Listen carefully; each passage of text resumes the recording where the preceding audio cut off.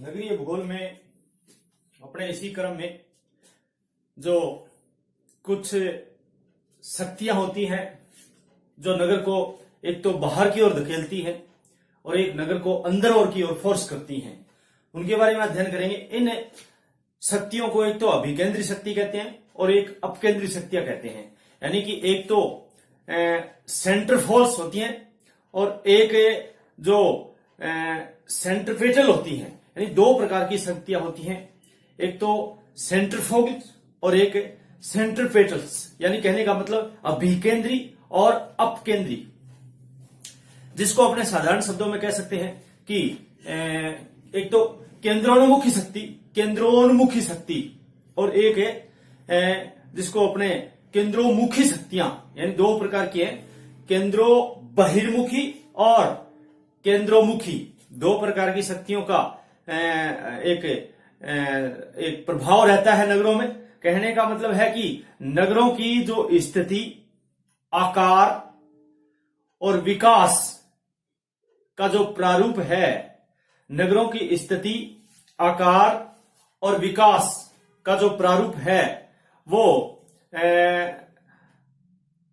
अभिकेंद्री शक्ति और अपकेंद्रीय शक्तियां निर्धारित करती हैं। जो नगरों का आकार और नगरों का जो स्वरूप और नगरों की जो आकृति है वो अपकेंद्री शक्ति और अभिकेंद्री शक्ति, दो प्रकार की शक्तियां हैं, वो ही निर्धारित करती हैं कि नगरों का किस प्रकार से आकार सही तरीके से हो, किस प्रकार से। तो नगरीय भूगोल में केंद्राभिमुखी, जिसको अभिकेंद्री शक्ति बोलते हैं, और एक अपकेंद्री शक्ति, दो प्रकार की फोर्स होते हैं जो नगरों को एक तो सेंटर से बाहर की ओर धकेलती हैं, मजबूर करती हैं, और एक नगर को बाहर से अंदर की ओर धकेलती हैं। ऐसी शक्तियों में अपने आज इसका अध्ययन करेंगे। तो कुल मिलाकर के जो इसमें जो दो प्रकार की शक्तियां हैं, उन शक्तियों को यदि देखें तो वर्तमान नगर एक गतिशील जीव, यानी कहने का मतलब है कि जो वर्तमान नगर है वो एक गतिशील जीव की तरह से, जो एक गतिशील जीव होता है उसी की तरह से एक व्यवहार करता है, और जो निरंतर विकास की सीढ़ी होती है, जो निरंतर विकास की सीढ़ी पर बढ़ता ही चला जाता है। कहने का मतलब है कि जो वर्तमान नगर की स्थिति है, वर्तमान नगर का जो प्रारूप है वो एक गतिशील जीव की तरह व्यवहार करता है, और जो निरंतर विकास की गति की सीढ़ी पर बढ़ता जाता है, जीव की तरह सीढ़ी पर चढ़ता जाता है, और इस विकास के मार्ग से नगर द्वारा जो संबंधित होने वाले नगर द्वारा संपादित होने वाले पुराने कार्य परिवर्तित एवं संशोधित होते रहते हैं, तथा कई जो नए कार्य, जो न्यू वर्क है, कई नए कार्य नगर के साथ संलग्न हो जाते हैं। इस प्रकार का विकास, जो नए कार्य है वो नगर के साथ में संलग्न होते जाते हैं, जुड़ते जाते हैं, और इस प्रकार का विकास एक नए प्रारूप को जन्म देता है, एक नया मॉडल तैयार होता है। और ये सभी जो कार्य होते हैं, ये कार्य, आकार और प्रारूप का विकास कुछ विशिष्ट शक्तियों द्वारा संपादित होता है। उनमें प्रथम प्रकार की जो शक्ति है वो केंद्रो बहिर्मुखी शक्ति बोलते हैं अपने, जिसको एक प्रकार की यूं समझिएगा कि बाहर के जो शहर के मध्य क्षेत्र से, इसकी सीमाओं से बाहर या सीमांत पर, सीमांत की ओर यानी कि मध्य से बाहर की ओर जो प्रस्तावित करने का काम करती है यह शक्ति। और दूसरी है केंद्रोमुखी या अपकेंद्रीय शक्तियां। कहने का मतलब जो कार्य है वो आकार और प्रारूप का विकास कुछ विशिष्ट शक्तियों द्वारा संपादित होता है। कुछ विशिष्ट शक्तियां उसमें कार्य करती हैं और इन कार्यों में अपने जो मोटे मोटे रूप से है वो जैसे इसको बोल सकते हैं अभिकेंद्री और अपकेंद्रीय शक्तियां। कहने का मतलब जो एक प्रकार की नगरीय भूगोल में जो एक आकार और प्रारूप का और विकास का कुछ विशिष्ट शक्तियों द्वारा जो संपादित होता है कार्य, उनमें ये शक्तियां काम करती हैं। तो जो केंद्रोभिमुखी शक्ति है जिसका नाम है अभिकेंद्री शक्ति। कहने का मतलब है कि यह शक्ति अगर देखें तो अभिकेंद्री शक्ति के बारे में और अपकेंद्री शक्ति के बारे में जाने मोटे रूप से, क्योंकि आज का टॉपिक अपना अर्बन ज्योग्राफी में अभिकेंद्री शक्ति और अपकेंद्रीय शक्तियां हैं कि कौन कौन से ऐसे फोर्स है, कौन कौन से ऐसे बल हैं जो नगर को बाहर की सीमांत की ओर जाने को मजबूर करते हैं। एक बाहर से अंदर की ओर, जैसे मार्केट है तो सेंट्रल मार्केट है वो तो अंदर की ओर आकर्षित करेगा, और जो औद्योगिक क्षेत्र है, शिक्षा है, उच्च शिक्षा है, हायर एजुकेशन इंस्टीट्यूट है, चिकित्सा है और विशेष प्रकार के जो रिको एरिया होते हैं और जैसे डेयरी व्यवसाय है और भारी उद्योग है, वो नगर को बाहर की ओर, अंदर भीड़ भाड़ बढ़ जाती है नगर की। बृहत नगर जिसको बोलते हैं, अपने लोग रोजमर्रा की चीजें खरीदने के लिए आते हैं दिन में और रात्रि को बाहर की ओर लौट जाते हैं। बाहर शांति होती है, भीड़ भाड़ नहीं होती है। रहने के लिए लोग रिहायशी आवास जो बनाते हैं वो बाहर की ओर बनाते हैं। कहने का मतलब है कि जो शक्तियां दो प्रकार की हैं उनमें सबसे पहले अपने ये अभिकेंद्री शक्ति को देखते हैं, इसको केंद्रोभिमुखी शक्ति बोलते हैं। और इस शक्ति द्वारा शहर के मध्य क्षेत्र से, इसकी सीमाओं से बाहर या सीमांत पर या सीमांत की ओर, नगर की सीमा होती है उसकी ओर कार्यों के जो प्रसारित करने वाले काम का कार्य करती है। जैसे केंद्रोन्मुखी शक्ति देखें, अपकेंद्री शक्ति को, तो इस शक्ति के द्वारा कई कार्यों को शहर के मध्य क्षेत्र में संचालित करने या होने को बाध्य करती हैं। एक तो नगर के बाहर की ओर बाध्य करती है, एक नगर को अंदर की ओर बाध्य करती हैं। तथा अन्य कार्यों के लिए जनसंख्या जैसे धन या कार्यों को केंद्र की ओर आकर्षित करती हैं। इससे जो केंद्रोमुखी शक्ति है, इन शक्तियों के दल को वर्गीकृत करने तथा नगरीय क्षेत्र के जो एक ठीक ठाक, जिसको सांगोपांग कहते हैं, सांगोपांग अध्ययन करने हेतु नगरीय क्षेत्र को प्रमुखतः 3 भागों में बांटा गया है। एक तो आंतरिक अथवा नाभिकीय क्षेत्र बोलते हैं इसको, आंतरिक अथवा नाभिकीय क्षेत्र, यानी कि इंटर या जो एक न्यूट्रल जो जोन होता है जिसको बोलते हैं नाभिकीय या आंतरिक क्षेत्र, अंदर वाला जो होता है जिसको सेंट्रल बोलते हैं अपने, सीबीडी, सेंट्रल, आंतरिक अथवा नाभिकीय। और एक दूसरा होता है गौण या मध्य क्षेत्र, अर्थात सेकंड या जो मिडिल क्षेत्र होता है, मिडिल जोन, सेकंड या मिडिल जोन। और तीसरा होता है बाह्य या पार्श्ववर्ती क्षेत्र, अर्थात आउटर, जिसको बोलते हैं आउटर जोन बोलते हैं, बाह्य उसको। जैसे प्रत्येक नगर में कार्यों का जाल बिछा रहता है, प्रत्येक नगर में कार्यों का जाल बिछा रहता है, क्योंकि अंदर भी होते हैं और बाहर भी होते हैं, तो सभी दोनों नगरों में कार्यों का जाल बिछा रहता है।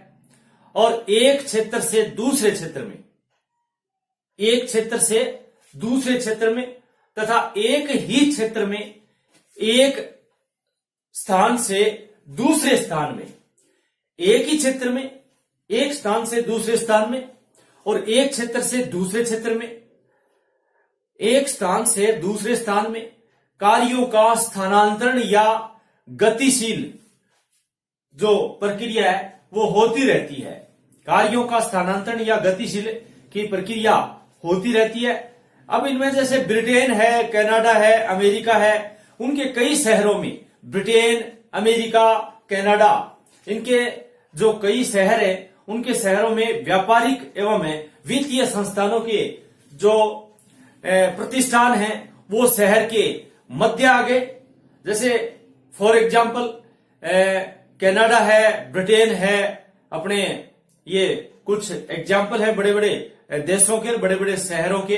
तो कनाडा, अमेरिका के कई शहरों में व्यापारिक व वित्तीय संस्थानों के जो प्रतिष्ठान है वो शहर के मध्य में आ गए, और जो आंतरिक क्षेत्र के रूप में वो एक प्रकार से आंतरिक क्षेत्र के रूप में बस गए, या उनका आंतरिक क्षेत्र के रूप में एक प्रकार का प्रादुर्भाव हो गया।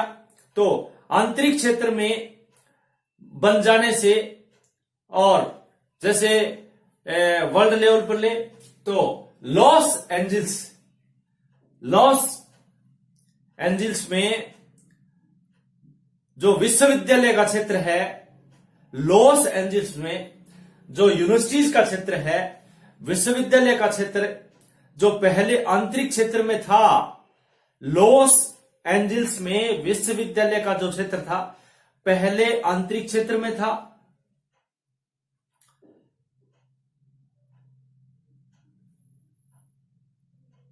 कालांतर में मध्य क्षेत्र में, मध्य क्षेत्र में, अब वर्तमान में बाह्य क्षेत्र में आ गया। अर्थात जो लॉस एंजल्स का जो यूनिवर्सिटी का जो एरिया है वो पहले तो आंतरिक क्षेत्र में था, फिर मध्य में आया, और वर्तमान में बाहरी क्षेत्र में। अर्थात केंद्रों बहिमुखी यानी कि बाहर की ओर, केंद्रों बहिमुखी शक्तियां प्रभावशाली ढंग से कार्य कर रही है। अच्छा उदाहरण है लॉस एंजल्स शहर में जो विश्वविद्यालय का क्षेत्र था वो पहले आंतरिक क्षेत्र में, बाद में मध्य क्षेत्र में, और वर्तमान में बाहरी क्षेत्र में स्थापित हो गया। अर्थात कौन सी शक्ति है? केंद्रों बहिमुखी शक्ति है, केंद्रों बहिमुखी शक्ति है। कहने का मतलब है कि अभिकेंद्री शक्ति यानी बाहर की ओर धकेलती है। और इस जो प्रत्येक जो शक्ति होती है उनका अपने जैसे विस्तार से यदि अध्ययन करें तो केंद्रों बहुमुखी गतियां और शक्तियां हैं, उनको यदि अपने क्षेत्रवार देखें तो शहरी क्षेत्र के हर भाग में, शहरी क्षेत्र के हर भाग में केंद्रों बहिमुखी शक्तियां गतिशील रहती हैं, केंद्रों बहिमुखी शक्तियां गतिशील रहती हैं। शहर का मध्य क्षेत्र या आंतरिक क्षेत्र, शहर का मध्य क्षेत्र या आंतरिक क्षेत्र सदैव विकास एवं अभिवृद्धि की ओर अग्रसर होता रहता है। एक बार पुनः दोहराते हैं, शहरी क्षेत्र के हर भाग में यानी कि शहरी क्षेत्र के हर भाग में केंद्रों बहिमुखी शक्तियां गतिशील रहती हैं, यानी कि जो अपने कह सकते हैं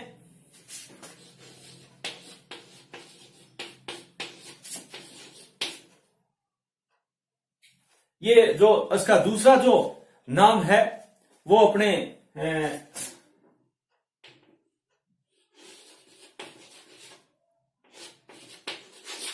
यूं लिख सकते हैं, केंद्रों बहिमुखी, केंद्रों बहिमुखी यानी कि केंद्रों बहिमुखी का मतलब होता है ये सेंट्रलाइजेशन बोलते हैं इसको। केंद्रों बहिमुखी एक होती है केंद्रोन्मुखी,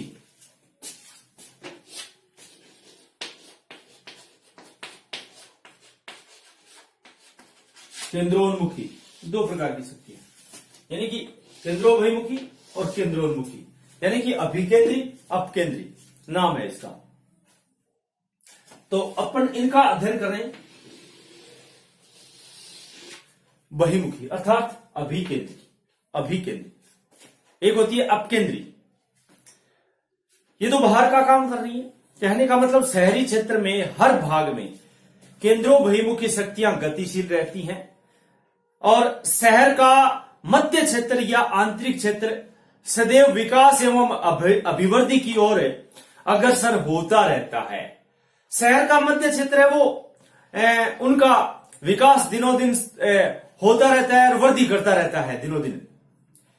बहुमंजिले 1 मंजिल 2 मंजिल 5 मंजिल 6 मंजिल 20 मंजिल 25 मंजिल 30 मंजिल मकानों से चले जाते हैं, भीड़ भाड़ बढ़ती जाती है, गली संकड़ियां होती जाती है, आवागमन गंतव्य है वो त्वरित गतिशीलता बढ़ती जाती है, भीड़ भाड़ का, शोरगुल का, सभी प्रकार की जो है चीजों का बढ़ता जाता है, अभिवृद्धि की ओर अग्रसर होता रहता है। और यह विकास या वृद्धि कुछ कार्यों के आंतरिक क्षेत्र में एकत्रीकरण, आंतरिक क्षेत्र में एकत्रीकरण और बाह्य प्रसारण एवं जो ध्रुवीकरण के कारण होता है। कहने का मतलब है कि यह विकास या जो वृद्धि है वो कुछ कार्यों के जो आंतरिक क्षेत्र में एकत्रीकरण, यानी कुछ कार्य जो शहर के अंदर ही अंदर इकट्ठे हो जाते हैं, आंतरिक क्षेत्र में एकत्रीकरण और जो बाह्य प्रसारण, यानी कि उसका जो प्रसारण है वो बाह्य प्रसारण और एवं ध्रुवीकरण, एक जगह इकट्ठा हो जाना धीरे धीरे, तो उनका एक कारण बनता है। और मध्य क्षेत्र में केंद्रोभिमुखी जो गतियां हैं वो दो प्रकार से देखी जा सकती हैं, वो दो प्रकार से देखी जा सकती हैं। वो जो मध्य बहिमुखी गतियां हैं वो दो प्रकार की होती हैं।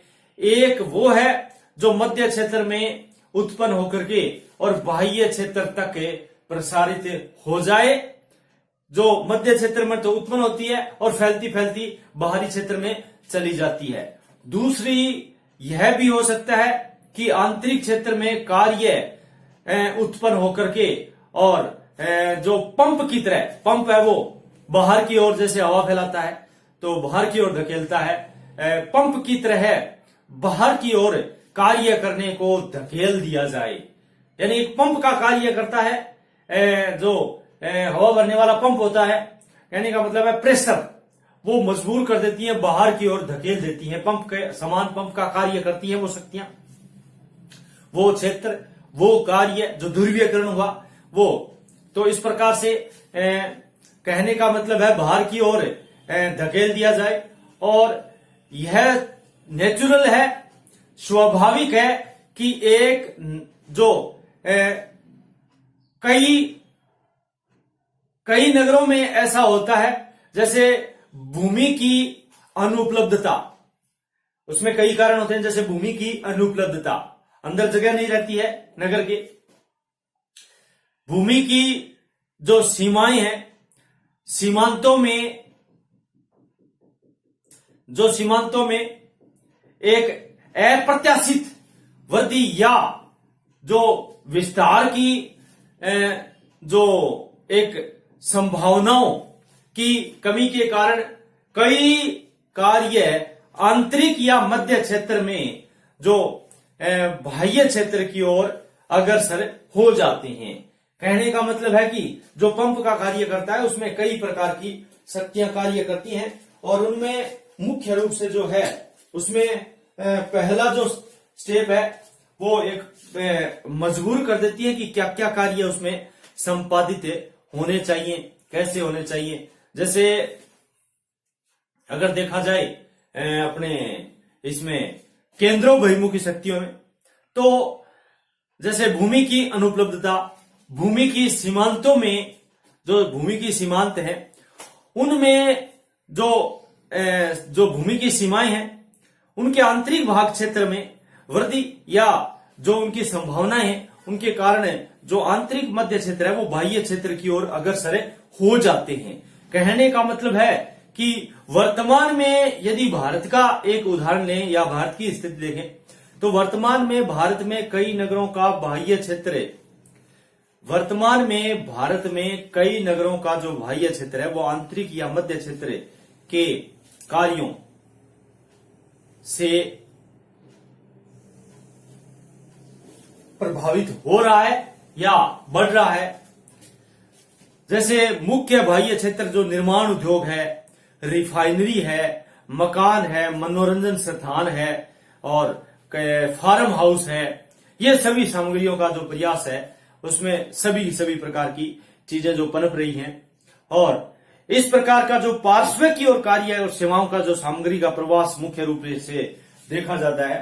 तो इस प्रकार की यदि एक प्रकार की यूं समझिएगा कि अप्लावित जो क्षेत्र है वो भारत में हो रहा है तथा मुख्यतः बाह्य क्षेत्र में जो निर्माण उद्योग, ये निर्माण उद्योग और एक रेजिडेंशियल एरिया जिसको बोलते हैं रिहायशी जैसे मकान होते हैं और मनोरंजन स्थान होते हैं और फार्म हाउस है आदि कार्यों का जो प्रमुख जो समूह है वो पनप रहा है। और इस प्रकार का जो कार्यों की जो सेवाओं का या सामग्री का जो प्रवास है वो मुख्य रूप से कई कारणों से संपन्न होता है, कई कारणों से संपन्न होता है। जैसे पार्श्ववर्ती क्षेत्र पर कई कार्यों की उत्पत्ति का कारण, पार्श्ववर्ती क्षेत्रों पर कई कार्यों जैसे दूध है, फल है, सब्जी है, वो पार्श्ववर्ती क्षेत्रों से होता है। और जो परिणाम स्वरूप उत्पन्न आकृति के आकार के कारण, और जब इस प्रकार का अतिक्रमण जो शुरू होता है, अतिक्रमण जो संभव होता है, तब नगरीय प्रारूप में स्पष्ट विकास की लहर आ सकती है। और इससे स्पष्ट हो जाता है कि एक और जो छोड़ने की ललक काम करती है वो क्षेत्र, और दूसरी ओर जो आगमन पर स्वागत एवं आमंत्रण या जो है निमंत्रण आमंत्रण दिखाई देता है। कहने का मतलब वो क्षेत्र तो छोड़ने को एक प्रकार से जिसमें छोड़ने की ललक दिखाई पड़ती है और दूसरी ओर आगमन पर उसमें आमंत्रण दिखाई पड़ता है। तभी से केंद्रोन्मुखी शक्तियां अपना फलस्वरूप कार्य करना प्रारंभ कर देती है। कहने का मतलब है कि जो केंद्रोन्मुखी शक्ति है वो अपना जो कार्य है वो तभी शुरू करती है जब उसमें एक तरफ तो छोड़ने को मजबूर कर देती है और दूसरी तरफ है उसके आने क्या निमंत्रण या आमंत्रण बोल सकते हैं अपने आने को जैसे आमंत्रण प्रस्तुत करती है। कभी आपका स्वागत है, आप आइए। सेवाओं का जो प्रयास है या सेवाओं का जो प्रसार है वो बाहरी क्षेत्र की ओर संभव ही होता है। इन शक्तियों के आंतरिक क्षेत्र के कार्यों का जो जिसको बोलते हैं अपने निष्कासन और बाह्य क्षेत्र में आकर्षण के जो गुण हैं वो इन कार्यों के हाथों में थमता है। मध्य क्षेत्र में जो एक निर्मूल अवस्थाएं होती हैं, यानी कि मध्य का जो क्षेत्र है उसमें जैसे अप्रोचिंग कंडीशन जो सेंट्रल जोन में होती हैं, अप्रोचिंग कंडीशन बोलते हैं इसको। मध्य क्षेत्र में जो निर्मूल अवस्थाएं होती हैं जो शहर के आंतरिक क्षेत्र से बाह्य क्षेत्र की ओर कार्यों का प्रवास या प्रस्थान मुख्यतः कुछ बातों पर निर्भर करता है। मुख्यतः कुछ बातों पर निर्भर करता है। नंबर 1, निरंतर भूमि की बढ़ती हुई कीमतों और उच्च दर जो अपने टैक्स होता है वो उसकी दर है वो ऊंची होती है, यानी कि उच्च कर दर बोलते हैं अपने। भूमि की बढ़ती हुई कीमतें और उच्च कर दर। दूसरा, यातायात अवरुद्धता तथा आवागमन की आंतरिक क्षेत्र में उच्च दर, यातायात अवरुद्धता तथा यातायात अवरुद्ध हो जाता है क्योंकि भीड़ भाड़ वाला इलाका होता है, और आंतरिक क्षेत्र में आवागमन है उसकी दर है वो हाई होती है। नंबर तीसरा, स्वभाव, यानी कि जो एक प्रकार का स्थानाभाव है, स्थानाभाव जिसके कारण हवा, पानी, रोशनी, यानी कहने का मतलब है स्थानाभाव जिसके कारण है हवा, पानी, रोशनी का मिलना ही दुष्कर हो जाता है। कहने का मतलब कि स्थान का अभाव तो है ही है, स्थानाभाव, स्थान का अभाव, उसके साथ साथ में जो जैसे वायु है, जीने के लिए शुद्ध वायु की आवश्यकता होती है, पीने के लिए पानी की आवश्यकता होती है, जीवन का आधार होता है, और रोशनी का मिलना, क्योंकि सूर्य का प्रकाश तो मतलब ही नहीं है, आलीशान बहुमंजिली इमारतें होती हैं, भीड़ भाड़ वाला इलाका होता है, तो वो फैल जाता है, और कहने का मतलब हवा, पानी, रोशनी इसका मिलना दुष्कर हो जाता है। नंबर 4, कहने का मतलब कि जो शहर के आंतरिक क्षेत्र से बाह्य क्षेत्र की ओर, शहर के आंतरिक क्षेत्र से बाह्य क्षेत्र की ओर कार्यों का प्रवास या प्रस्थान कुछ बातों पर निर्भर करता है।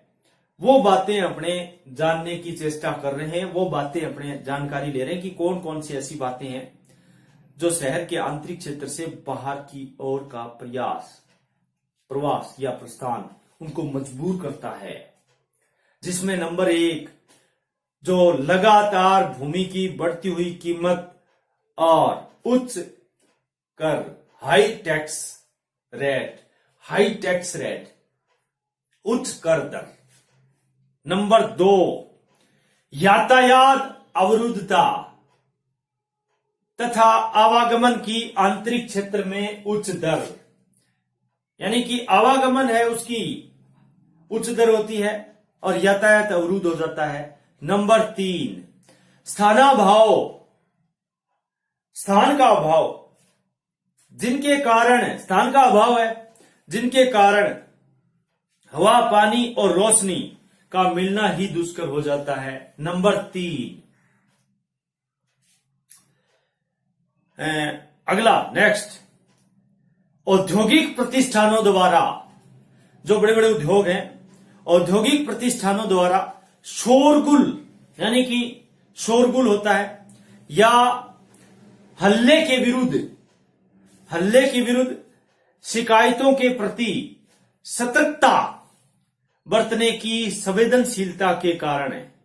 यानी वर्तमान समय में आवश्यकताओं की, जो औद्योगिक प्रतिष्ठानों द्वारा शोरगुल या हल्ले के विरुद्ध शिकायतों के प्रति सतर्कता बरतने की संवेदनशीलता के कारण।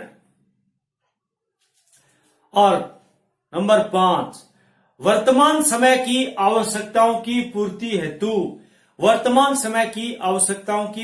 हेतु आंतरिक क्षेत्र में विशिष्ट प्रकार की अवस्थिति की अनुपलब्धता, यानी वर्तमान समय की आवश्यकताओं की पूर्ति हेतु आंतरिक क्षेत्र में विशिष्ट प्रकार की अवस्थिति की अनुपलब्धता, यानी वर्तमान समय में जो चीजें हैं वो मिलती नहीं है, और नहीं मिलती है तो इसका कारण क्या होता है कि वो उनको मजबूर करती है बाहर की ओर लाने के लिए।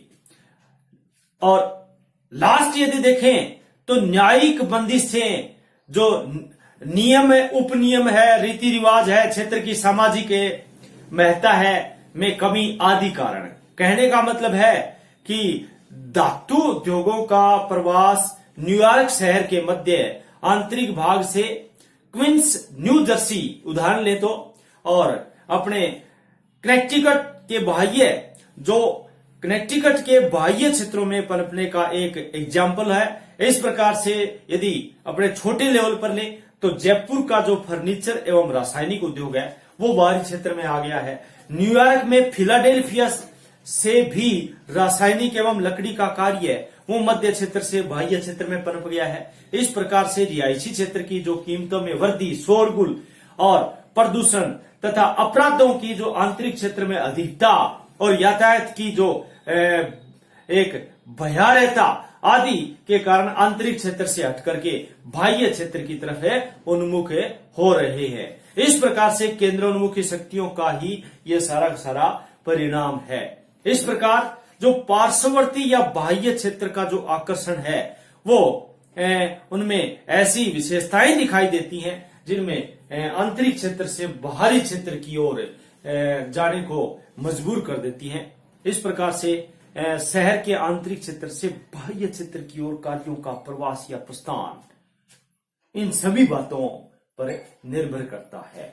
आज अपन ने ये केंद्रोन्मुखी शक्ति इस वीडियो में जानी और इसी प्रकार से कुछ ऐसी बातें हैं जो बाहर से अंदर की ओर आकर्षित करेंगी। ये अगले पार्ट में अध्ययन करेंगे। धन्यवाद।